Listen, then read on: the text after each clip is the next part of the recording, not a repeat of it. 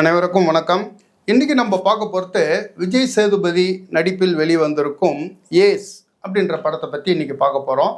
இந்த படத்தினுடைய கதை என்னன்னு பார்க்கறதுக்கு முன்னாடி என்னுடைய சேனல் இது வரைக்கும் சப்ஸ்கிரைப் பண்ணாதவங்க சப்ஸ்கிரைப் பண்ணுங்கள், லைக் கமெண்ட் ஷேர் பண்ணுங்கள்.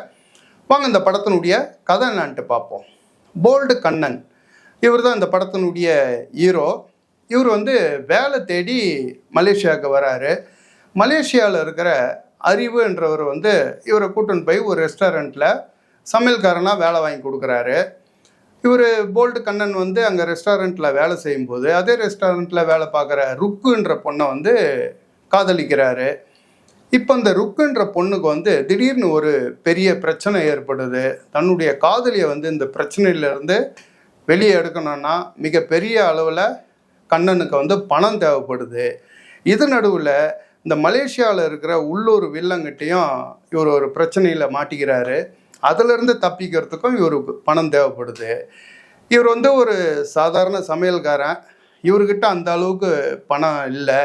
சரி, இருந்தாலும் பிரச்சனை வந்துடுச்சு, இதுலேருந்து தப்பிச்சே ஆகணுமே அப்படின்னும்போது இவர் போல்டு கண்ணனும் அவருடைய நண்பர் அறிவும் சேர்ந்து மலேசியாவில் இருக்கிற ஓசி அப்படின்ற ஒரு பெரிய பேங்கை கொள்ளை அடிக்கிறதுக்கு திட்டம் வகுக்கிறாங்க. இவங்க கொள்ளையடிக்க வகுத்த திட்டம் வெற்றி அடைஞ்சதா, இவங்க ரெண்டு பேருக்கும் ஏற்பட்ட பிரச்சனை தீர்ந்ததா அப்படின்றது தான் இந்த படத்தினுடைய கதை. இந்த போல்டு கண்ணன் அப்படின்ற கேரக்டரில் விஜய் சேதுபதி நடிச்சிருக்காரு. அவருடைய நண்பராக அறிவு கேரக்டரில் யோகி பாபு நடிச்சிருக்காரு. இவர் விஜய் சேதுபதியினுடைய காதலியாக ருக்மணி வசந்த்ன்றவங்க நடிச்சிருக்காங்க. யோகி பாபுக்கு ஒரு காதலி. யோகி பாபுக்கு காதலியாக நினைக்காதீங்க, தொட்டுக்கிட்டுலாம் நடிக்க முடியாது. சும்மா பேருக்கு ஒரு காதலியாக திவ்யா பிள்ளை அப்படின்றவங்க நடிச்சிருக்காங்க. சரி, ஹீரோன்னு இருந்துட்டா அவருக்கு ஒரு வில்லன் வேணும் இல்லைங்களா? இந்த படத்தில் அவினாஷ் அப்படின்றவர் வில்லன்லாம் நடிச்சிருக்காரு.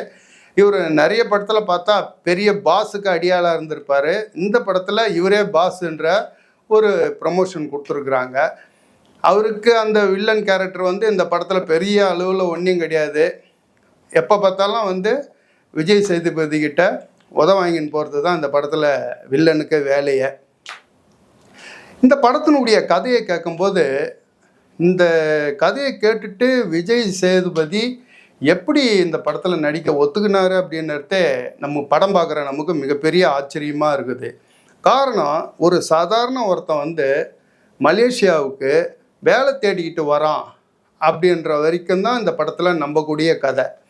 அதுக்கப்புறம் இந்த படத்தில் சொல்லப்படும் கதையும் சரி, அந்த காட்சி அமைப்பும் சரி, நம்மளால் கொஞ்சம் கூட நம்பவே முடியாது.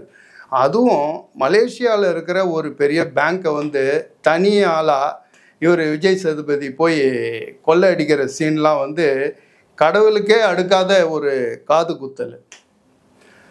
மற்றபடி இந்த படத்தில் கேமரா ஒர்க்கும் சரி, மியூசிக்கும் சரி எல்லாம் சுமார் தான். இந்த படத்தில் மற்றபடி பெருசாக சொல்கிறதுக்கு எதுவும் கிடையாது.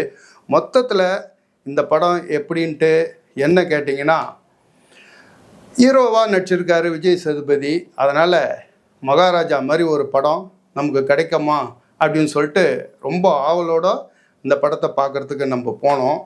ஆனால் இந்த படம் எப்படி இருக்குதுன்னு கேட்டால், விஜய் சேதுபதியே நம்மக்கிட்ட சாரி, இந்த படம் மிஸ் ஆயிடுச்சு, இந்த படம் கொஞ்சம் சுமாராக இருந்தாலும் அடுத்த படத்தை உங்களுக்கு சூப்பர் படமாக நான் கொடுக்குறேன் அப்படின்ட்டு விஜய் சேதுபதியே நம்மக்கிட்ட சொன்னால் எப்படி இருக்கும்? அந்த மாதிரி தான் நம்ம மனசில் நினச்சிக்கிட்டு தேட்டரை விட்டு ரொம்ப ஏமாற்றத்தோடு வெளியில் வரும். ஓகே, இந்த வீடியோ உங்களுக்கு பிடிச்சிருந்ததுன்னா தயவுசெய்து மறக்காமல் லைக் பண்ணுங்கள்.